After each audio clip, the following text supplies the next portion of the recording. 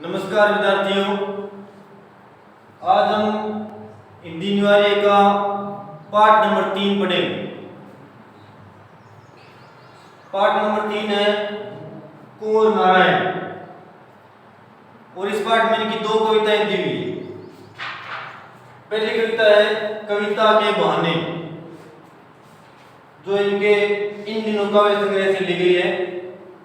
दूसरी एक छोटी सी कविता और है बात सीधी थी पर, ये इनका एक दूसरा संग्रह है, उसका नाम है कोई दूसरा नहीं, उसमें से ली गई है दो कविता है। जीवन परिचय में देखो, इनका जन्म 19 सितंबर 1927 को हुआ। कहां पर है? उत्तर प्रदेश में हुआ। और इनकी प्रमुख रचनाएं हैं चक्रव्यूह, परिवेश, हम तुम, आत्मजयी। ये इनका एक प्रबंध काव्य। काव्य दो प्रकार के होते हैं, एक तो प्रबंध काव्य और एक है मुक्तक काव्य। प्रबंध काव्य उन्हें कहते हैं प्रबंध, यानी जो बंधनों में बंधे हो, जिनके अंदर अध्याय या सर्ग निश्चित हो। जैसे रामायण में कितने कांड है? 7 कांड है। गीता में कितने अध्याय हैं? 18। तो इस तरह से जिसके अंदर अध्याय या सर्ग निश्चित हो उसे कहते हैं प्रबंध काव्य। दूसरा होता है मुक्तक काव्य, जो क्या हो? मुक्त हो। इनका एक कहानी संग्रह, उसका नाम है आकारों के आसपास। तो यहाँ पर हम दो कविताएं पढ़ेंगे।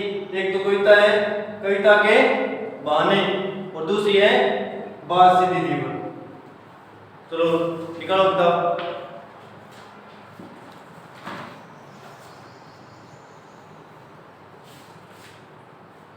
पहली कविता है कविता के बहाने। तो इसमें देखो, कविता के बहाने अन्य चीजों की उदाहरण दी गई है। और कविता एक ऐसी चीज है जिसके अंदर इस संसार के अंदर जो चीज न हो उसका भी वर्णन कवि कर सकता है। जहां ना पहुंचे रवि वहां पहुंचे कवि। तो यहां पर देखो, बड़ी आसान कविता है, ज्यादा भी नहीं करने वाली है।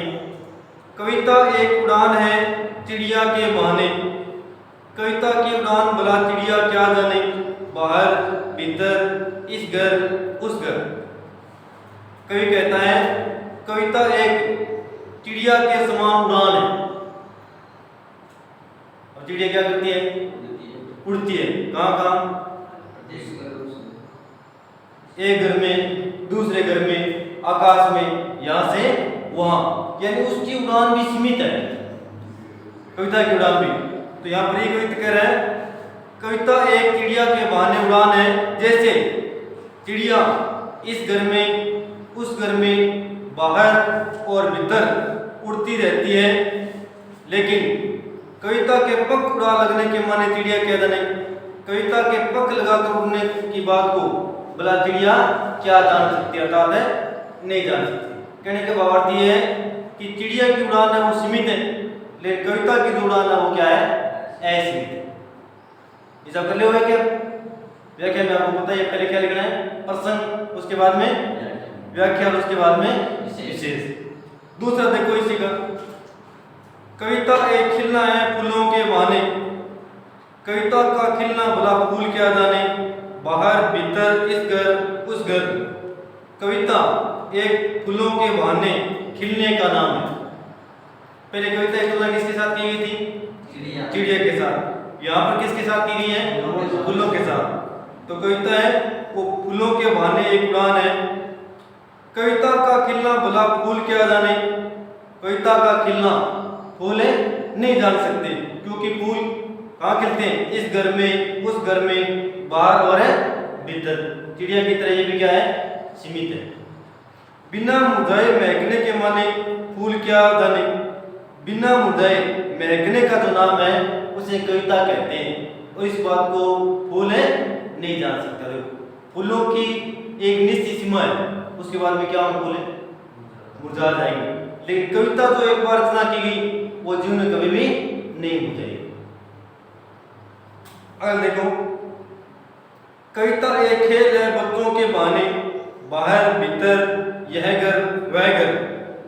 अब आगे जो कविता की तुलना है वो किसके साथ में की गई है? बच्चे के साथ। तो कविता है वह बच्चे के बहाने खेल है, बच्चे बाहर भीतर इस घर और उस घर में खेलते रहते। आई बात बता, सब घर एक कर देने के माने बच्चा ही जाने, सब घरों को एक समझने की बात है वो बच्चा ही जान सकता है। यहाँ पर सटीक जो तुलना है वो कविता किसके साथ हुई है? बच्चे के साथ हुई है, क्योंकि बच्चे के लिए अपनी पढ़ाई का कोई भेदभाव नहीं। तो इसमें कविता की तुलना तीनों के साथ हुई है। किस चीज के साथ है? चिड़िया, फूल और बच्चे। और अंतिम जो सार्थकता है कविता की वो किसके साथ में? बच्चे के साथ।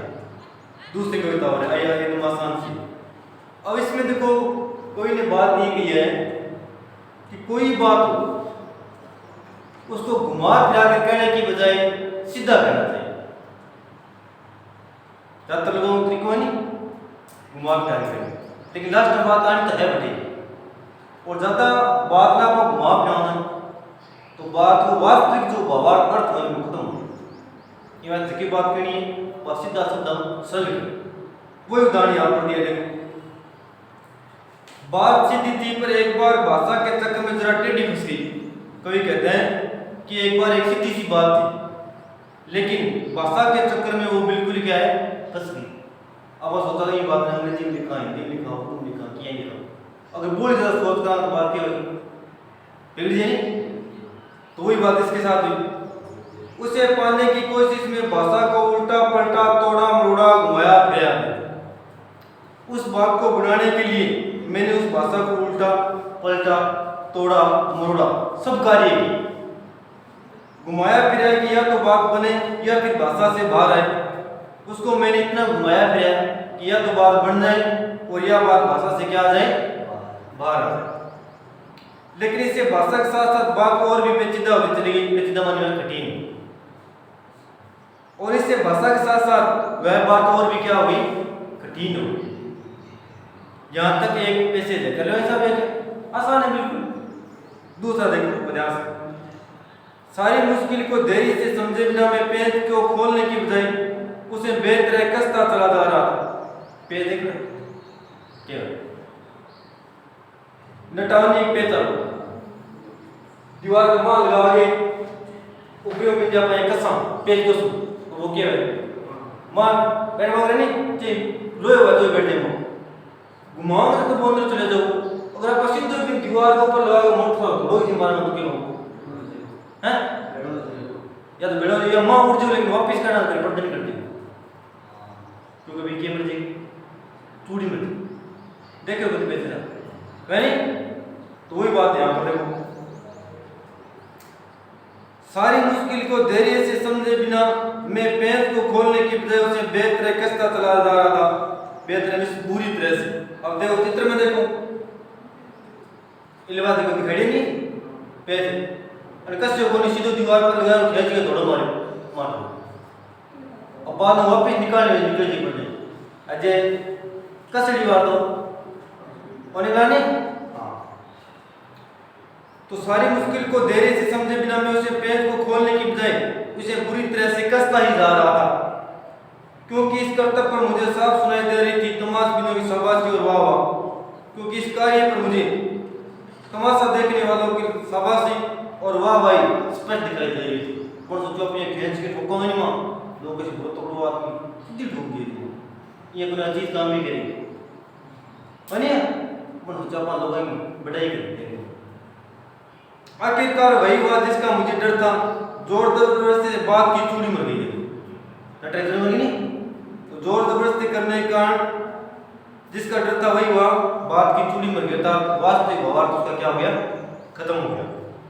और वह भाषा के में बेकार घूमने लगी। वह भाषा के चक्कर में आने के कारण बेकार ही घूमने लगी, फ्री हो गई। हारकर मैंने उसे कील की तरह उसी तरह ठोक दिया, ऊपर से ठीक ठाक पर अंदर से न तो उसमें कसा होता न तक। हारकर मैंने उसे कील की तरह, देखो ये कील हुए, कील ने तो अपना थोड़ा ठोकनी पड़े पेज जो है कसना होता है लास्ट में कील आती है दूसरों देखे बिठा के पड़ा है क्या पड़ी अब बिग जाएगा हाथ लगा तो ठाक होगा बारी आ है। तो हारकर मैंने उसे कील की तरह उसी जगह ठोक पंक्तियां जो ऊपर से ठीक ठाक दिखाई दे रही थी, लेकिन अंदर उसमें न कसा होता और न कोई ताकत थी। ज्यादातर लोग आजकल इसी तरह के देखने वाले लोगों को सुंदर लगनी चाहिए, वास्तविकता चाहिए हो या नहीं। बाद में तो एक शरारती बच्चे की तरह मुझसे खेल रही थी। मुझे पसीना पहुंचते देखकर पूछा, क्या तुमने भाषा को सहूलियत से बरतना कभी नहीं सीखा? चित्र में देखो, ये बच्चों दिख रहा है नहीं? तो बात जो एक शरारती बच्चे की तरह मुझसे खेल रही थी, मुझे पसीना पहुंचते हुए देखकर उसने अंत में पूछा, क्या तुमने भाषा को सही तरीके से बरतना कभी भी नहीं सीखा? अर्थात उस भाषा का वास्तविक जो यथार्थ था वो क्या हो गया? समाप्त हो। तो इसलिए हमें चाहे कोई भी कार्य करना हो, चाहे कोई भी बात करनी हो, उसे हमें क्या करना चाहिए? स्पष्ट और सीधे शब्दों में करना चाहिए। दोनों बिल्कुल ही आसान कविता है। प्रश्न इसके देखो, गृह कार्य के लिए 2 नंबर, 4 नंबर और 5 नंबर, 3 प्रश्न करना, ठीक है? 3 प्रश्न होमवर्क में करना।